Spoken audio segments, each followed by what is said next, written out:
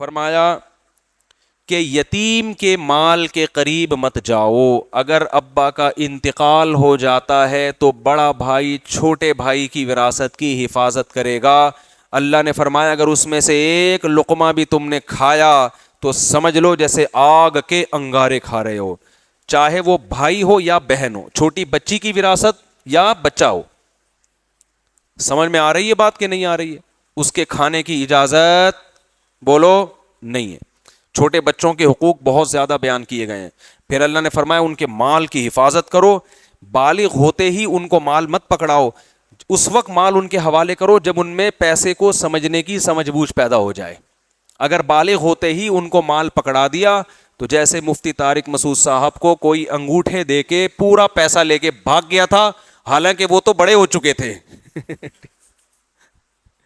ایسے ہی چھوٹے بچہ بھی 14-15 سال کا, بالغ تو ہے وہ 15 سال کا, لیکن اللہ فرماتے ہیں وَلَا تُؤْتُوا السُّفَهَاءَ أَمْوَالَكُمْ, ان ناسمجھ بچوں کو وراثت کا مال ہاتھ میں مت پکڑاؤ.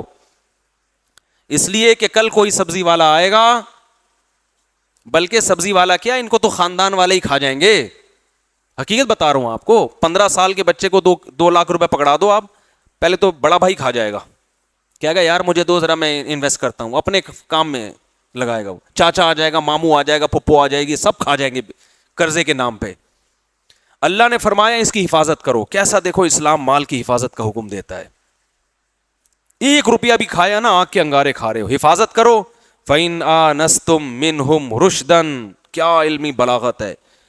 فرمایا حتیٰ اذا بلغوا النکاح, جب نکاح کی عمر کو پہنچ جائیں یعنی بالغ ہو جائیں, 15 سال کے ہو جائیں, تو فوراً حوالے نہ کرو. ان آنستم منہم رشدن, دیکھو یہ سمجھدار ہے یا نہیں. اس سے پتہ چلتا ہے نکاح کے لیے سمجھدار ہونا ضروری نہیں ہے. اللہ نے کہا نکاح کی عمر کو تو بالغ ہوتے ہی پہنچ. یہ ٹیکنیکل پوائنٹ آپ کو کتابوں میں نہیں ملیں گے. نہیں آ رہی بات؟ حتیٰ اذا بلغوا النکاح, اللہ کہتے ہیں جب بالغ ہو جائے نا, نکاح کی عمر کو پہنچ جائیں, یعنی وہ تو 15 سال میں پہنچ گئے. پیسہ اس وقت نہیں پکڑانا. پیسہ اس وقت, پیسے کے لیے صرف بالغ ہونا کافی نہیں ہے, نکاح کے قابل ہونے کے لیے بالغ ہونا اللہ کی نظر میں کافی ہے. فرق کیا ہے میں بتاتا ہوں ابھی. فرمایا پیسہ مت پکڑاؤ, پیسہ اس وقت پکڑاؤ. سوال پیدا ہو جب نکاح کے قابل ہو گئے تو پیسہ بھی پکڑا دو. تو میں تو نکاح کر کے بھی اس قابل نہیں ہوا تھا کہ مجھے پیسہ پکڑایا جائے. نکاح کے قابل تو ہونا, میرے تو بچے پیدا ہو گئے تھے جب میں نے پیسہ پکڑا کے برباد کیا ہے. تو اللہ نے فرمایا فَإِنْ آنَسْتُم مِّنْهُمْ رُشْدًا, دیکھو اگر بچہ سمجھدار ہو گیا ہے, اس کو اب چونا لگانا آسان نہیں ہے, اس کو پتہ ہے پیسے کی کیا ویلیو ہے, اس سے کیا ہوتا ہے. فَادْفَعُوا إِلَيْهِمْ أَمْوَالَهُمْ, تو اللہ رشتہ داروں کو کہہ رہے ہیں پورا پیسہ اس کے ہینڈ اوور کرو. وَأَشْهِدُوا, اور لوگوں کو گواہ بھی بنا دو کہ بھائی لوگ خاندان والوں کو بتاؤ دیکھو میرا چھوٹا بھائی تھا یا میرا بھتیجا ہے, میری بھتیجی ہے, بچی ہے, بچہ ہے, جو بھی اب سمجھدار ہو گیا ہے, اس کے اتنے روپے بنتے تھے, یہ دیکھو آپ لوگ گواہ رہو, میں 1-1 روپیہ اس کے ہاتھ میں پکڑا رہا ہوں تاکہ مجھ پر انگلی نہ اٹھے. آج ایسا ہوتا ہے معاشرے میں, بڑا بھائی کھاتا رہتا ہے, وہ کہتے ہیں مجھ سے پوچھ کیوں رہے ہو بھائی, مجھ پہ شک کرتے ہو کیا. اللہ کہہ رہے ہیں بڑا بھائی چھوٹے بھائی کو دے گا, سب کو گواہ بنائے گا, کل مجھ پہ کوئی انگلی نہ اٹھائے.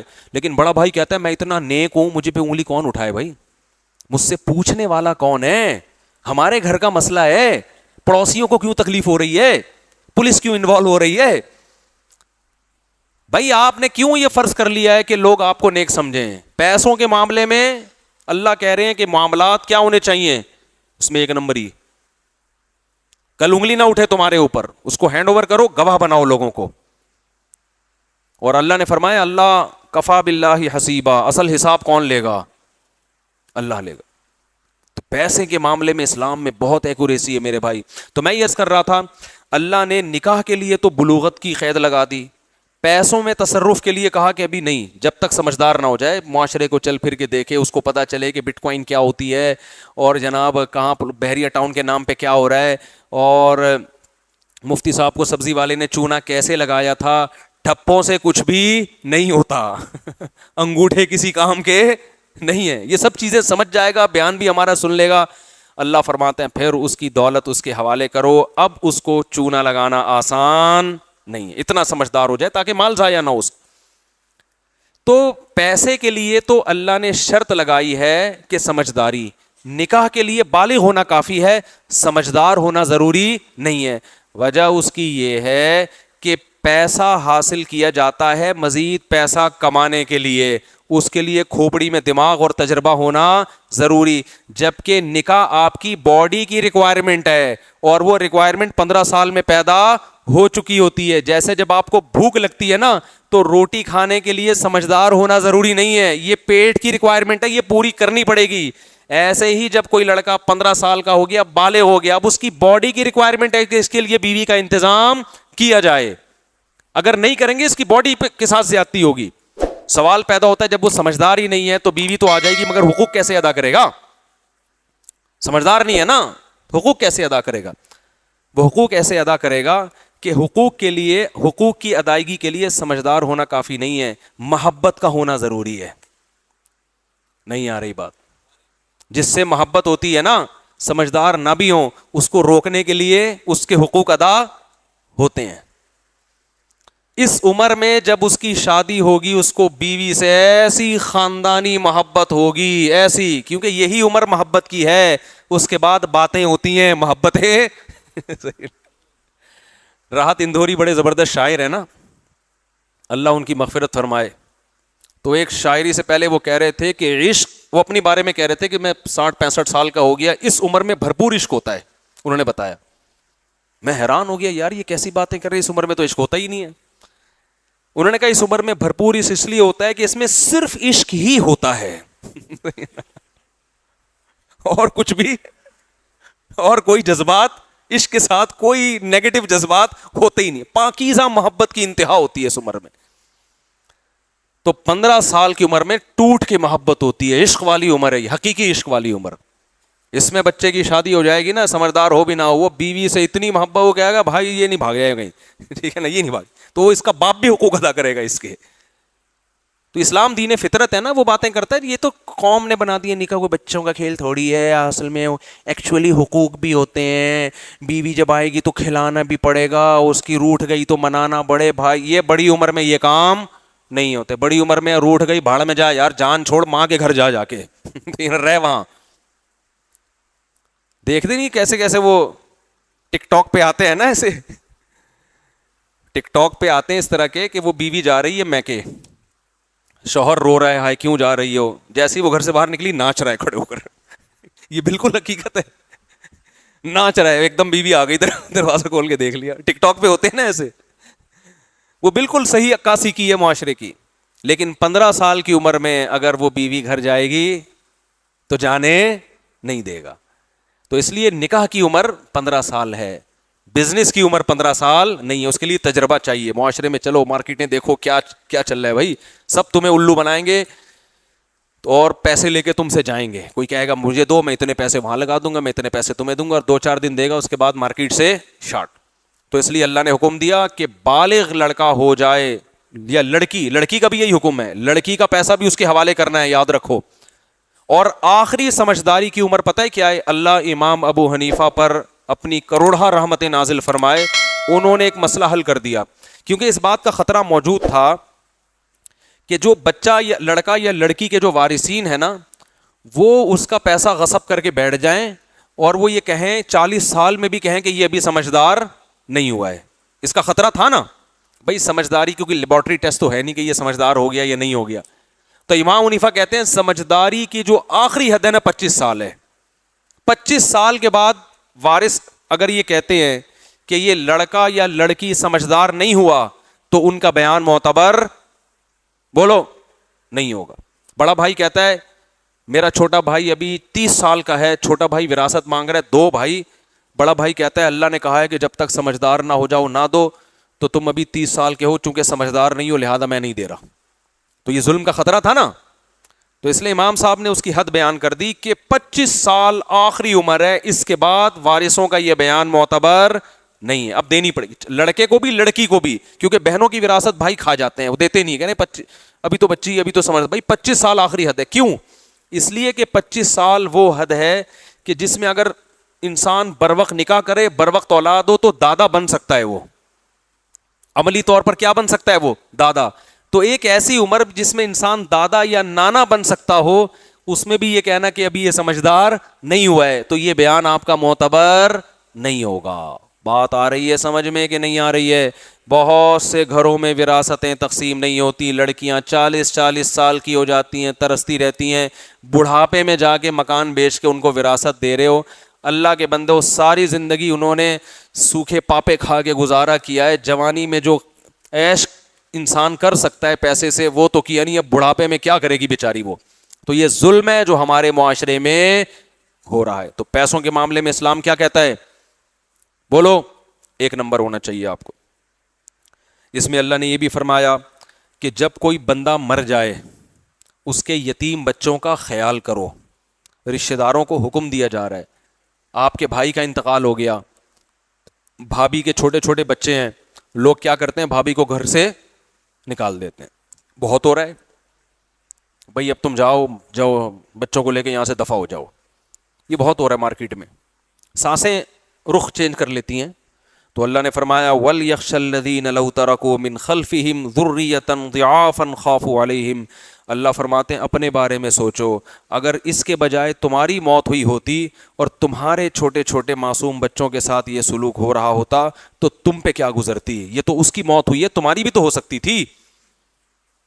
تو کیوں ایسا معاشرے میں کردار کر رہے ہو کہ کل اگر تم مر گئے تو تمہارے بچوں کے ساتھ بھی یہ سلوک ہو. تو اپنے خاندان میں, معاشرے میں یہ رواج بنانا چاہیے کہ جس کے بھی یتیم بچے ہوں گے, ہم میں سے کوئی بھی مرا تو دوسرے ان کے بچوں کو سینے سے لگائے گا تاکہ تمہیں بھی تحفظ ہو. بھائی میں بھی تو مر سکتا ہوں نا. آج کتنے لوگ ہیں میں جانتا ہوں, آج اگر وہ مر گئے مجھے پتا ہے ان کے بچوں کا کوئی پوچھنے والا نہیں ہے, روڈ پہ رلتے پھریں گے وہ بیچارے. تو اس لیے اللہ نے کہا کہ ان یتیم بچوں کے بارے میں اسی طرح سوچو جیسے اپنے بچوں کے بارے میں. تم بھی مر سکتے ہو تو اس کی کوشش کریں اپنے خاندانوں میں یہ رواج دیں. سب سے بڑی بات یہ کہ اگر بھائی کا انتقال ہوتا ہے, بھابھی کا خاندان میں نکاح کروائیں اس کا, تاکہ اس کے بچے نہ رلیں. پہلی شادی والا نہیں مل رہا, دوسری والی کو پہنائیں, وہ پہنا دیں دوسری والی جو دوسری کر رہا ہو.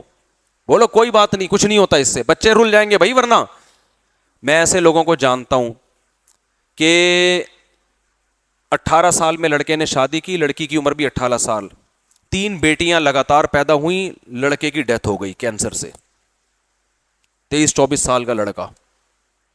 اب اس کی بیوی کی شادی کی عمر ہے, لیکن 25 سال ہو گئے اس کی بیوی نے ایسے ہی گزار دیے دیور کے ساتھ گھر میں.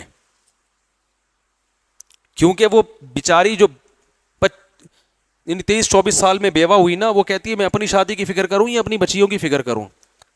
20-25 سال اس لڑکی نے اپنے چھوٹی بیٹیوں کو پالا ہے, اور گھر میں اسی دیور کے ساتھ رہ کر. دیور چونکہ شادی شدہ ہے تو یار جب وہ رہ بھی اسی گھر میں رہی ہے اور اس کی بچیاں تمہاری بھتیجیاں بھی ہیں, تو کیا جا رہا ہے 2 لفظ نکاح کے 2 بول پڑھنے میں, کیا جا رہا ہے بھائی.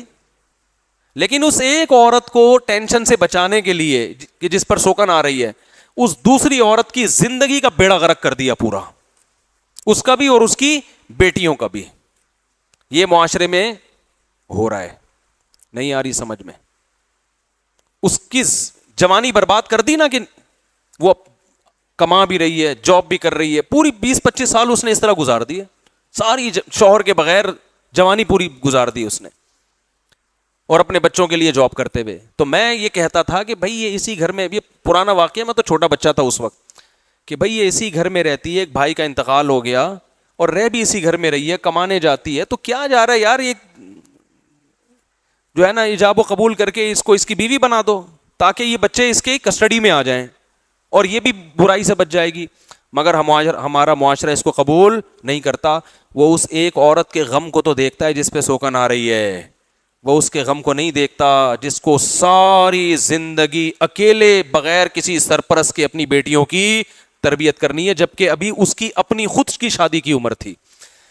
بہت مشکل ہے بھائی, نہیں مانو گے. جب تک اسلامی حکومت نہیں ہونا اور میرے ہاتھ میں ڈنڈا نہ اور میں خلیفہ نہ ہوں, اس وقت تک, جب تک طبیعت سے دھنائی نہ ہو, اس وقت تک بات سمجھ میں نہیں آئے گی. چلو آگے چلتے ہیں. یہ جو میں نے کہا نا چلو آگے چلتے ہیں, ایک لطیفہ یاد آیا مجھے اس پہ. ایک آدمی نے آپ کو اتنی بڑی دھمکی لگا کے بولا چلو آگے چلو. وہ ایک آدمی تیجا 40واں نہیں کرتا تھا. لوگوں نے کہا تیرے ابا کا انتقال ہو گیا ہے, تو تیسرے دن لوگوں کو جمع کر کے کھانا کھلا, ورنہ لوگ تانے دیں گے, مر گیا مردود, نہ فاتحہ نہ درود, باپ سے محبت نہیں ہے, کنجوس آدمی ہے.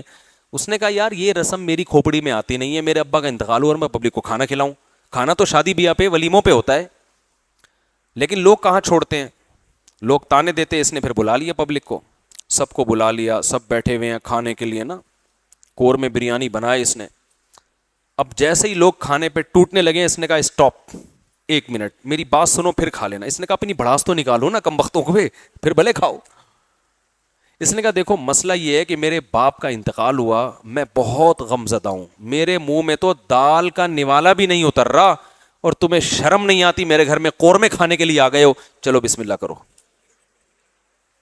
دوبارہ سناؤں, مزہ آتا ہے. اس نے کہا میرے باپ کا انتقال ہو گیا, میرے حلق میں سوکھا نوالا بھی نہیں اتر رہا, اور تمہیں شرم نہیں آتی میرے گھر میں قورمے پھوڑنے کے لیے آ گئے ہو, چلو بسم اللہ کرو, بسم اللہ کھاؤ. میں منع کب کر رہا ہوں, کھاؤ.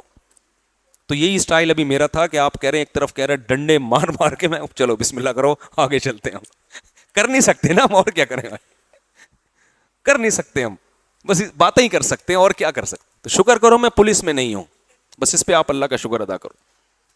تو وہ حضرت ہمارے یہ واقعہ سنا کے کہتے تھے کہ وہ لوگوں نے بوٹیاں منہ کے قریب لے کے بولا, واپس رکھی, بولا کم بخت تو نے ہمیں کھانے کے قابل چھوڑا کہاں ہے اب.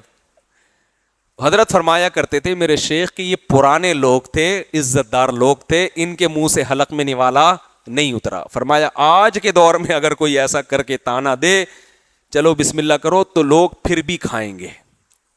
اور کہا کہ اگر یہ ان کے منہ میں ہاتھ ڈال کے نوالا نکالے گا نا, تو اس کا ہاتھ بھی چبا کے کھا جائیں گے, بولیں گے ہم کھانا چھوڑ نہیں سکتے, دنیا چھوڑ دیں گے, کھانا نہیں, مردوں کے کھانے نہیں چھوڑتے یار. خیر چلیں بسم اللہ کرتے ہیں ہم آگے. ٹھیک ہے, تو اللہ نے اس میں یہ بھی بیان کیا کہ یتیموں کا خیال کیا کرو, اپنے بچوں کا خیال کرو, تم بھی مر سکتے ہو, تو معاشرے میں ایسا کلچر پروموٹ کرو کہ کل اگر تم مر گئے تو تمہارے بچوں کو بھی لوگ سینے سے لگائیں, رلتے نہ پھرے معاشرے میں, یہ کلچر. لیکن فیملی پلاننگ والوں نے پورے کلچر کا بیڑا غرق کر دیا, کیونکہ فیملی پلاننگ والوں نے یہ ذہن بنایا ہے کہ بچہ جب گھر میں آئے گا تو آپ کا خرچہ بڑھے گا, غربت بڑھے گی. تو اپنے بچے لوگ پالنے کے لیے تیار نہیں ہے, دوسرے کے بعد تیسرا پیدا کرنے کے لیے تیار نہیں ہے, تو بیوہ عورتوں سے نکاح کر کر کے ان کے یتیم بچوں کو کون پالے گا. تو یہ فیملی پلاننگ والوں کا زہر ہے جو انہوں نے ہمارے جسموں میں گھول دیا ہے. پہلے الٹا ہوتا تھا, حضرت مریم کی والدہ کا انتقال ہوا تو جھگڑا ہو رہا ہے کہ ان کو کون پالے گا, سب کہہ رہے ہیں ہم پالیں گے. یہ کلچر تھا اس دور میں. تو حضرت زکریا کے نام قرآن نکلا. آج کیا ہوتا ہے, یہ ٹینشن مجھے نہیں دو, کسی اور کو پکڑا دو. ہاں جو بے اولاد ہو وہ تو لے لیتا ہے, جس کی اولاد ہو وہ عام طور پر نہیں لیتا. تو یہ کلچر معاشرے میں پروموٹ کریں اس کو کہ بھئی پالیں بچے, ثواب ملتا ہے, اس سے کچھ بھی نہیں ہوتا. اچھا میرے بھائی آگے ہم جلدی سے 2-3 حکم بیان کر دوں, وقت بہت زیادہ ہو گیا ہے. اس میں اللہ نے وراثت کے حکام بہت تفصیل سے بیان کیے. یوصیکم اللہ فی اولادکم, اللہ تمہیں تمہاری اولاد کے بارے میں وصیت کرتا ہے, تم جب مر جاؤ گے تو بیٹے کو دگنا ملے گا, بیٹی کو آدھا ملے گا. کیوں, اس میں کیا حکمتیں بتا چکا ہوں. پھر اللہ نے آگے حکم بیان کیا وَلَكُمْ نِصْفُ مَا تَرَكَ أَزْوَاجُكُمْ, تمہاری بیویوں کا اگر اِنَّا لِلَّهِ ہو جائے تو بیوی کی وراثت میں تمہیں آدھی وراثت ملے گی. إِن لَمْ يَكُنْ لَهُنَّ وَلَدٌ, بشرطے کہ اس کے اولاد نہ ہو.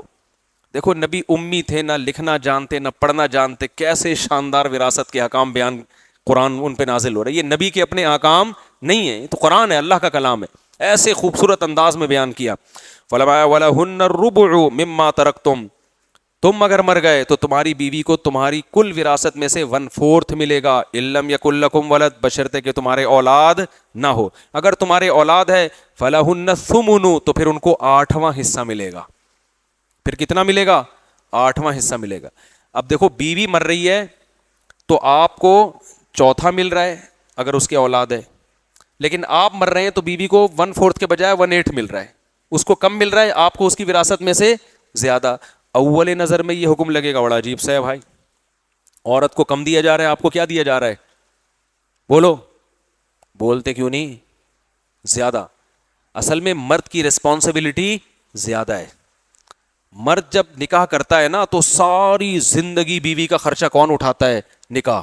تو اگر اسلام اس کو وراثت میں کم حصہ دیتا تو اس بات کا امکان تھا کہ یہ کہے کہ واہ مر گئی تو مجھے مل اتنا ہی رہا ہے جتنا اس کو مل رہا ہے، اور خرچے سارے کس کے ذمہ ڈال دیے؟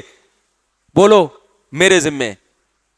تو اس لیے اسلام نے یہ کیا کہ تاکہ مرد اپنی ذمہ داری بھرپور طریقے سے اٹھائے، اور ویسے بھی جب وہ مری گئی تو آپ کو کم ملے یا زیادہ ملے اس میں عورت کو تھوڑی نقصان ہے، اور جتنا آپ کو ملے گا وہ آپ کے مرنے کے بعد اسی کی اولاد میں چلا جائے گا نا، واپس کہاں چلا جائے گا؟ اس کی